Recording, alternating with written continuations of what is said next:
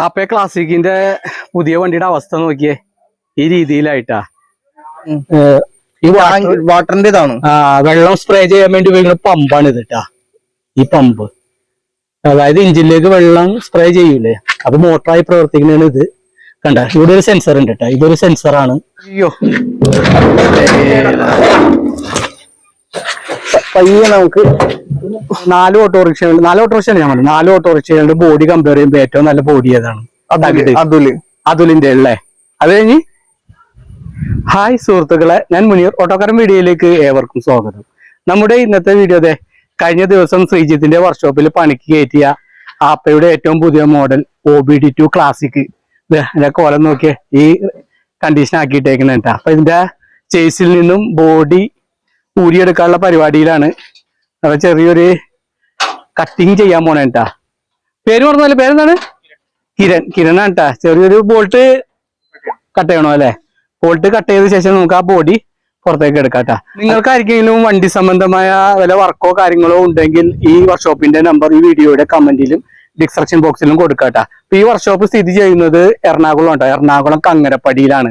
അതായത് ഇടപ്പള്ളിയിൽ നിന്ന് പൂക്കാട്ടോടി പോകുന്ന വഴി കങ്ങരപ്പടിയിൽ നിന്ന് ഏകദേശം 1 കിലോമീറ്റർ അകത്തേക്ക് പോകണം കേട്ടാ. അവിടെയാണ് ഈ വർക്ക്ഷോപ്പ്. ഞാൻ നേരത്തെ പറഞ്ഞ പോലെ ഇതിന്റെ നമ്പർ ഈ വീഡിയോയുടെ ഡിസ്ക്രിപ്ഷൻ ബോക്സിൽ കൊടുക്കാം.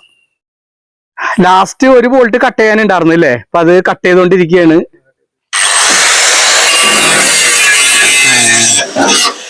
ഇത് കഴിഞ്ഞാൽ നമുക്ക് ബോഡി എടുക്കാവുന്നതാട്ടാ. ബോഡിയുടെ എല്ലാ നെട്ടും ബോൾട്ടൊക്കെ അഴിച്ച് വെച്ചിരിക്കുകയാണ്. ഇനി ബോഡി പൊക്കി മാറ്റിയാൽ മതിയാവും അല്ലേ?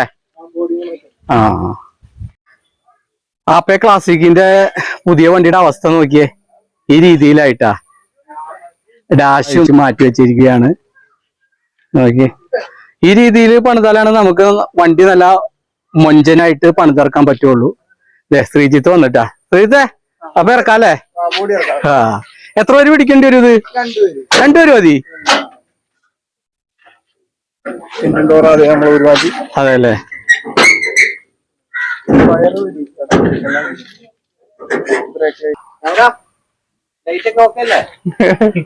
നോക്കട്ടെ. പൊക്കിക്കോ. പയ്യെ നമുക്ക് ഒരു മാറ്റ് എടുത്തോ. ഒന്ന് വേണ്ട, കൈ പാടില്ലല്ലോ. അവിടെ സീറ്റ് വെച്ചിട്ടാണ് മറച്ചോളാം. ആ സീറ്റിന്റെ മുകളിൽ വെച്ചോടാ. എത്ര കിലോ വെയിറ്റ് ഉണ്ടാവും?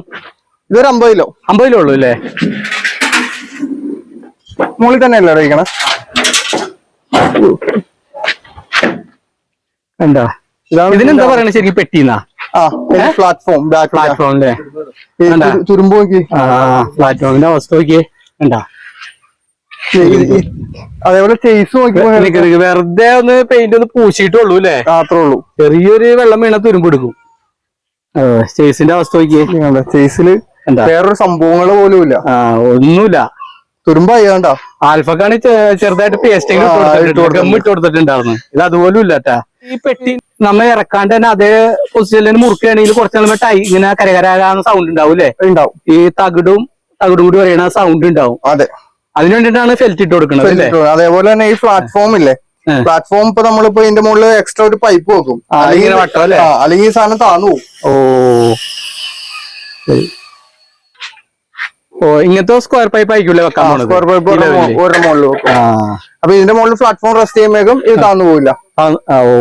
ഇങ്ങനെ വെക്കൂല്ലേ? ഇതിന്റെ മുകളിലായിരിക്കും പ്ലാറ്റ്ഫോം നിൽക്കണം. ഈ പൈപ്പല്ല, കുറച്ചുകൂടി കല്ലുള്ളത്. ഇത് കാണിക്കാൻ വേണ്ടി കാണിച്ചാൽ അലൂമിനിയമാണ് കാണിക്കാൻ വേണ്ടിട്ട്. ഇത് വെച്ച് കഴിഞ്ഞാൽ മുകളിൽ വെച്ചാണ് വെൽഡ് ചെയ്യണം. ഇങ്ങനെ ഇതിങ്ങനെ ഇതിന്റെ മുകളിൽ വെച്ചിട്ടാണ് വെൽഡ് ചെയ്യും. അപ്പൊ നമ്മൾ പ്ലാറ്റ്ഫോം ഒന്ന് കറക്റ്റ് ഇതിന്റെ മുകളിൽ നമ്മൾ ബെൽറ്റ് ഒട്ടിക്കും. അതിന്റെ പ്ലാറ്റ്ഫോം ഒന്ന് കറക്റ്റ് ഇതിൽ റെസ്റ്റ് ചെയ്ത് വെക്കും. പിന്നെ ഒരിക്കലും താന്നു പോവില്ല. അല്ലേ? അങ്ങനെ ഒന്ന് ബോഡി ഒന്ന് സ്ട്രോങ് ആക്കും. പെയിന്റ് നോക്കി, അത് ആൽഫ പോലെ തന്നെയാണ്. പെയിന്റ് ഉണ്ടാവില്ല. പെയിന്റ് ഉണ്ടാക്കണ്ട. ഇവിടെയൊക്കെ വെറുതെ കണ്ട, ഇവിടെയൊക്കെ നമുക്ക് കാണുമ്പോ തന്നെ അറിയാം, വെറുതെ ഒന്ന് പൂശിയിട്ടുള്ളൂ.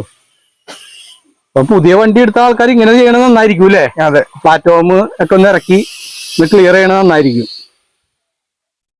പിന്നെ ഇതാണ് BS6 എൻജിൻ കണ്ട.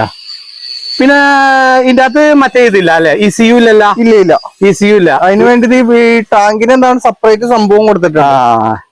ഇതാണാവോ ഇതെനിക്ക് പമ്പാണെന്ന് തോന്നുന്നത്. വെള്ളം സ്പ്രേ ചെയ്യാൻ വേണ്ടി ഉപയോഗിക്കുന്ന പമ്പാണ് ഇത് കേട്ടാ. ഈ പമ്പ് അതായത് എഞ്ചിനിലേക്ക് വെള്ളം സ്പ്രേ ചെയ്യൂലേ, അപ്പൊ മോട്ടറായി പ്രവർത്തിക്കുന്നതാണ് ഇത്. കണ്ട ഇവിടെ ഒരു സെൻസർ ഉണ്ട് കേട്ടോ. ഇതൊരു സെൻസറാണ്. പിന്നെ അതുപോലെ തന്നെ ഇവിടെ ഒരു സെൻസർ ഉണ്ട്. പിന്നെ ഇവിടെ ഒരു സെൻസർ ഉണ്ട്. ഫുൾ സെൻസർ ഉണ്ടല്ലോ, ആക്സിഡന്റ് അടക്കം സെൻസർ വന്നത്. ഫുൾ സെൻസറിനാണ് ECU വന്നത് അല്ലേ? അതെ അതെ, ഫുൾ സെൻസറിനാണ് കേട്ടോ ECU വന്നത്. ഇതിന് ECU വരൂല. അപ്പൊ ഇതിന്റെ ബാറ്ററി ടെർമിനൽ മാത്രം പിടിച്ചിട്ടാ മതിയായിരിക്കും അല്ലേ? പിടിച്ചിട്ടാ മതി.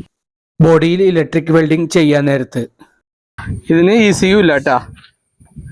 അതിനു പകരം ചെറിയ ചെറിയ സെൻസറുകളാണ് കൊടുത്തേക്കുന്നത്. BS4 എഞ്ചിൻ തന്നെയാണ്, പക്ഷെ ഇതിനകത്ത് ചെറിയ ചെറിയ സെൻസറുകൾ ഉണ്ട്. സൈലൻസറിനൊക്കെ ചെറിയ വ്യത്യാസങ്ങൾ. അതല്ലേ, ആ സൈലൻസറൊക്കെ പൊല്യൂഷൻ കൺട്രോളിന്റെ ഭാഗമായിട്ട് സൈലൻസറൊക്കെ വ്യത്യാസപ്പെടുത്തിയിട്ടുണ്ട്. അധികം വലിയ വ്യത്യാസമില്ല, പക്ഷെ ഉള്ളിൽ വ്യത്യാസമുണ്ട്. വ്യത്യാസമുണ്ടോ?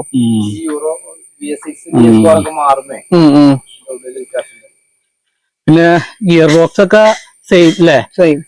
പിന്നെ അതുപോലെ ഹൗസിങ് ഉണ്ടാ, ഇതാണ് ഹൗസിങ് ഒക്കെ സെയിം ആണ് കേട്ടോ. അതുപോലെ തന്നെ ക്ലച്ച് ലിവറിന് കുറച്ച് ലെങ്ത് കൂട്ടിയിട്ടുണ്ട്. ഏത്? ഓ, ഈ ക്ലച്ച് ലിവറിൽ ലെങ്ത് കൂട്ടിയിട്ടുണ്ട്. എനിക്ക് ക്ലച്ച് ഫ്രീ ആവാനായിരിക്കും അല്ലേ? ആൽഫയുടെ ക്ലച്ചിനാണ് ലെങ്ത് കൂടുതലെന്ന് തോന്നണം. അതെ അല്ലേ. പിന്നെ ഞാനൊരു കാര്യം ചോദിച്ചോട്ടെ, ആൽഫ, ആപ്പെ, അതുല്, ബജാജ്, ഈ 4 ഓട്ടോറിക്ഷകളുടെ ഞാൻ 4 ഓട്ടോറിക്ഷകളുടെ ബോഡി കമ്പയർ ചെയ്യുമ്പോൾ ഏറ്റവും നല്ല ബോഡി ഏതാണ്? അതുലിന്റെ അല്ലേ? അത് കഴിഞ്ഞ് ആൽഫ. ഇപ്പൊ ബജാജും വലിയ സ്ട്രോങ് ആണ്, കുഴപ്പമൊന്നുമില്ല അല്ലേ? ഓക്കെ. അപ്പൊ ഇതെല്ലാവർക്കും ഒന്ന് അറിയാൻ ആഗ്രഹം ഉണ്ടാവും, ഏത് വണ്ടിയുടെ ബോഡിയാണ് സ്ട്രോങ് എന്നുള്ളത്. അപ്പൊ ഫസ്റ്റ് നമുക്ക് അതുലിന് കൊടുക്കാം അല്ലേ? പക്ഷെ എന്തായാലും റീസെയിൽ വാല്യൂ അപ്പൊക്കെ ഉള്ളൂ. ഈ 3 വണ്ടിക്കും വേറെ റീസെയിൽ വാല്യൂ ഇല്ല. അപ്പൊ മതി എല്ലാവർക്കും അല്ലേ? അപ്പൊ എങ്ങനെ ഇറക്കി കഴിഞ്ഞാൽ ആൾക്കാർ എടുക്കാൻ സന്നദ്ധരാണ്. അപ്പൊ ഇത് ഒന്നുകൂടി കണ്ടോട്ടെ, ചേസും കാര്യങ്ങളൊക്കെ. ഇതൊക്കെയാണ് ക്ലാസിക്കിന്റെ ചേസ്. അതെ, ഇറക്കിയില്ലെങ്കിൽ ഇത് 1 കൊല്ലം ആവണ്ട, അതിന് മുമ്പ് നശിച്ചു പോകും. അതല്ലേ. ഇതിപ്പോ തന്നെ കണ്ട, ഇപ്പൊ തന്നെ തുരുമ്പായിട്ടുണ്ട്. ഞാൻ പറഞ്ഞിരുന്നേ തുരുമ്പുണ്ട്. തുരുമ്പുണ്ട. ഇപ്പൊ എത്ര ദിവസം കൊണ്ട് പണി കഴിയും? ഇതൊരു 10 ദിവസം. 10 ദിവസം അല്ലേ? മറ്റേ നോർമൽ വർക്കാണോ? നമ്മളാ ദീപിച്ചന്റെ ചെയ്ത പോലെ തന്നെ. ഓ ശരി. പെയിന്റ് അടിക്കാൻ വേണ്ടിട്ട് അത് പുള്ളിക്ക് സമയമില്ല. അപ്പൊ ആരടിക്കും? അത് നമ്മളിവിടെ ആരെങ്കിലും കൊണ്ട് അടിപ്പിക്കും. അതെ അല്ലേ? ഓ ശരി. ശരി ശ്രീജിത്തെ, ഓക്കെ. നമുക്ക് ഇത്രയും കാര്യങ്ങളൊക്കെ പറഞ്ഞ് മനസ്സിലാക്കി തന്നതിന് വളരെ ഉപകാരം. ആയിക്കോട്ടെ. എന്റെ ഈ വീഡിയോ കൊണ്ട് ആർക്കെങ്കിലും ഈ രീതിയിൽ ഓട്ടോറിക്ഷ പണിയാൻ താല്പര്യമുണ്ടെങ്കിൽ ശ്രീജിത്തിനെ വിളിക്കാം. വർക്ക്ഷോപ്പിന്റെ നമ്പർ ഡിസ്ക്രിപ്ഷൻ ബോക്സിൽ കൊടുക്കാം. അതുപോലെ തന്നെ ഈ ഓട്ടോയുടെ ഫുൾ ബോഡി വർക്ക് കഴിഞ്ഞതിന് ശേഷം അടുത്തൊരു വീഡിയോയുമായിട്ട് ഞാൻ വരുന്നതാണ് കേട്ടാ. ഓക്കെ ശ്രീജിത്ത്. ഇതൊക്കെയാണ് ആപ്പെ ക്ലാസിക് OBD2ന്റെ ബോഡിന്റെ ഭാഗങ്ങളൊക്കെ. അപ്പൊ ശ്രീജിത്തിന്റെ വാക്കുകളൊക്കെ നിങ്ങൾ കേട്ടല്ല. ഈ വീഡിയോ ഇഷ്ടമായ ലൈക്ക്, ഷെയർ, സബ്സ്ക്രൈബ് ചെയ്യുക. അടുത്തൊരു വീഡിയോയുമായി ഉടൻ വരുന്നതാണ് മുനീർ ഓട്ടോക്കാരൻ.